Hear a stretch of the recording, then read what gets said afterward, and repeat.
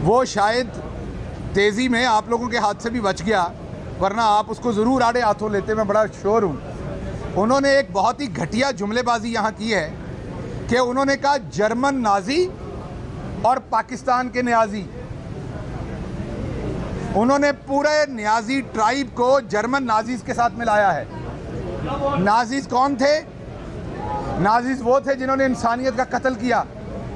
Nazis वो थे जिन्होंने औरतों, बच्चों, बूढ़ों को कत्ल किया। नाजीज वो थे जिनको पूरी दुनिया ने धत्कारा। नाजीज वो थे जिन्होंने इंसानियत के ऊपर बदतरीन जुल्म किया। नाजीज वो थे जिन्होंने मजलूमों के ऊपर जुल्म किया, जिन्होंने ऐसे लोगों के ऊपर जुल्म किया जिनको बचाने वाला कोई नहीं था। और इस शख्स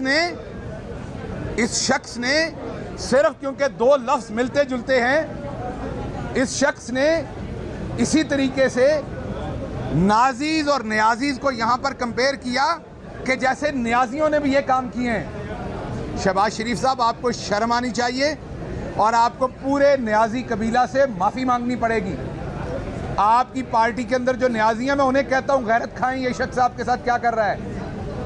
अभी मुझे अमजद खान न्याजी का फ़ोन आया था, उन्होंने मुझे कहा कि आप ये बात करें और हम मियाँ वाली के अंदर इनके खिलाफ वहाँ मुजाहरा भी करेंगे इस बात के अंदर कि ये किस तरीके से पूरे पाकिस्तान के बहादुर ट्राइब का मुआवजा कर रहे हैं नाजीज के साथ। ऊपर ये बैठा शेरवानी पहन के सारा दिन होटल बैठा रहता है, नीचे बेटा होटलों के अंदर वज़ीर आला बनता है। एक तो प्यो पुत्र के शौक पूरे नहीं होंगे, एक दूजे नाल ही कंपटीशन च लगे रहंदे ने। हर चीज़ का कंपटीशन है प्यो पुत्रां दा।